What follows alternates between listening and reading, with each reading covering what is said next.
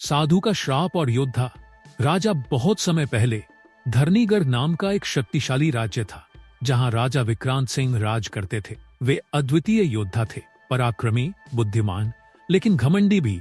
उनकी तलवार के वार से दुश्मन थर थर कांपते थे, लेकिन उन्हें अपनी ताकत और विजय पर इतना अभिमान हो गया था कि वे किसी की सलाह नहीं सुनते थे। साधु का आगमन एक दिन एक वृद्ध साधु धरणीगढ़ आए।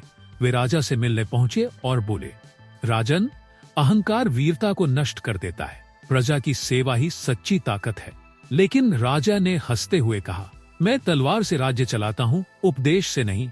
साधु ने गंभीर स्वर में कहा, यदि तुम अपनी शक्ति का अहंकार करोगे तो एक दिन यही शक्ति तुम्हारा नाश कर देगी। राजा ने क्रोधित होकर साधु को दरबार से बाहर निकाल दिया। साधु का श्राप। साधु ने महल के द्वार पर खड़े होकर आकाश की ओर हाथ उठाए और कहा, विक्रांत, तुम्हारी तलवार ही तुम्हारे विनाश का कारण बनेगी। जिस दिन तुम सबसे बड़ी विजय हासिल करोगे, उसी दिन तुम्हारी हार भी निश्चित होगी।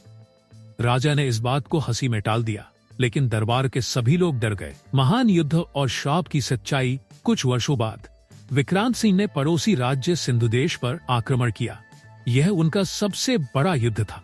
महीनों तक भयंकर लड़ाई चली, लेकिन अंततः उनकी सेना ने दुश्मनों को परास्त कर दिया।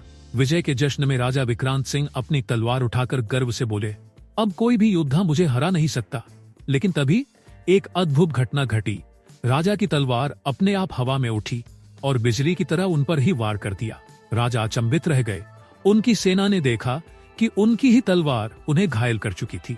घायल राजा घबराकर बोले, यह कैसे संभव है? तभी एक परिचित आवाज गूंजी। साधु की। वह महल की छत पर खड़े थे और बोले, राजन, मैंने कहा था तुम्हारी तलवार ही तुम्हारे विनाश का कारण बनेगी। यह प्रकृति का न्याय है। राजा को अपनी गलती समझ आ गई। उन्होंने घमंड छोड़कर साधु से क्षमा मांगी।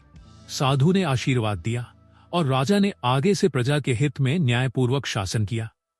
शिक्षा। अहंकार किसी भी शक्तिशाली व्यक्ति को कमजोर बना सकता है। सच्ची वीरता ताकत में नहीं, बल्कि विनम्रता और न्याय में होती है।